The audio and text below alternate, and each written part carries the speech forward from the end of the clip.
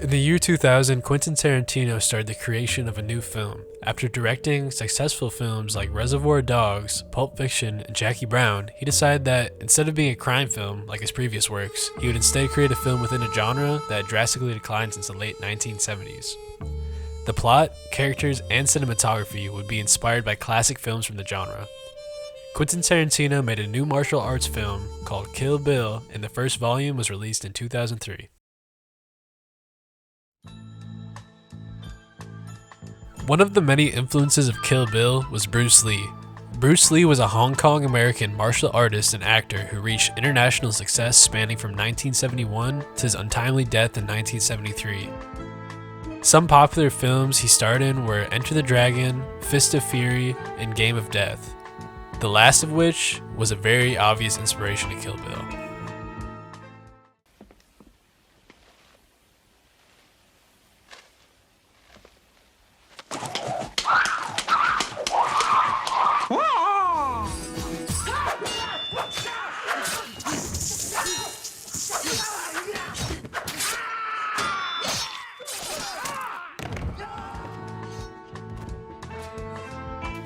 The main protagonist of Kill Bill, known as the Bride, wears almost exactly the same outfit as what Bruce Lee wears in Game of Death. Another thing that Tarantino borrows from Bruce Lee is his one-inch punch.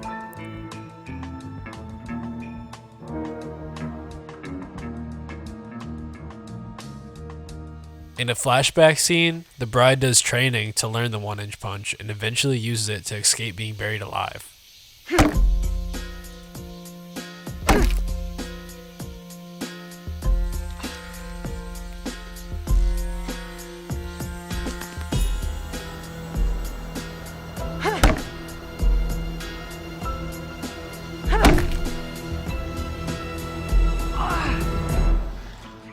A less obvious nod to Bruce Lee is the casting choice for Bill.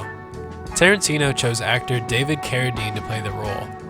What made the choice relate to Lee was Carradine's previous role in the film The Silent Flute, later known as Circle of Iron.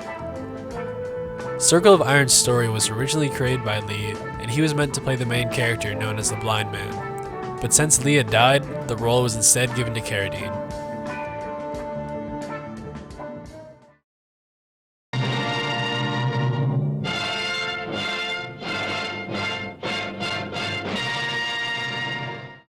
What just played was an opening credit that was used by a now-defunct Hong Kong film production company that was known as Shaw Brothers Limited.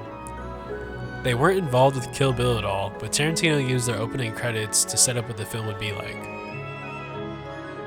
Some of their most recognizable films include The 36th Chamber of Shaolin, Five Deadly Venoms, and Come Drink With Me. One technique that was frequently used in their productions were whip zooms.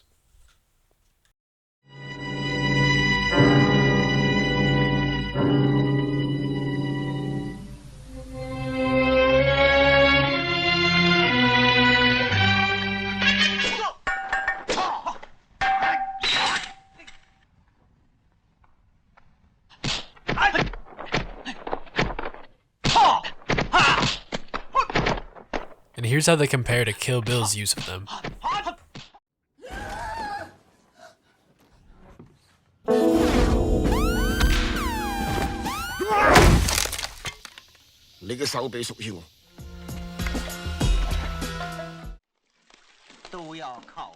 Another good idea for casting was picking Gordon Liu to play the martial arts master Pai Mei. He relates to Shaw Brothers because he played the main character who's a student of martial arts in The 36th Chamber of Shaolin, one of Shaw Brothers' most popular films.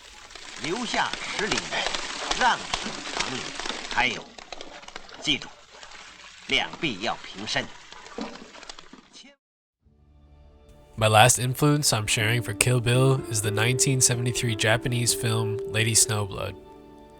This film is generally listed as Kill Bill's heaviest inspiration, largely because of the story and the mise-en-scène. The plot of Lady Snowblood focuses on a female assassin trained in martial arts seeking revenge for her family by killing specific people, which is also what the Bride is doing in Kill Bill. The mise-en-scène is similar because of the stylized violence, music, and cinematic approaches. Tarantino even had the cast and crew members watch Lady Snowblood between shooting.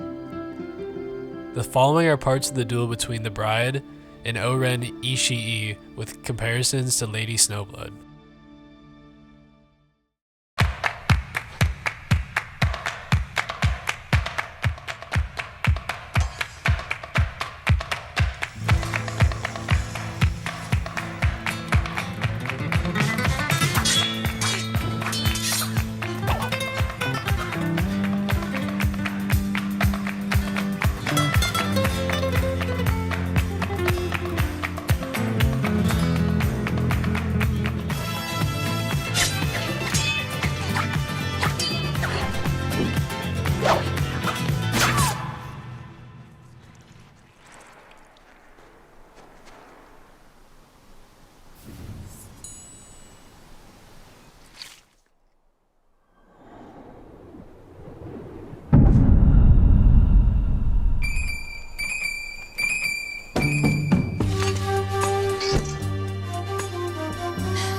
The song used after the fight is the theme song for Lady Snowblood. 원도 핫토리 원소 그다나 나타나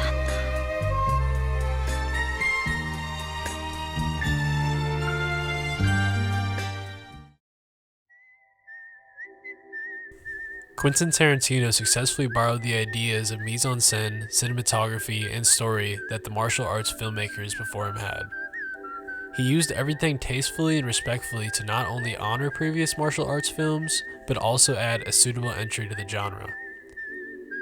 Kill Bill was not only a good film under Tarantino's name, but also a way to prove that he could make more than just crime films.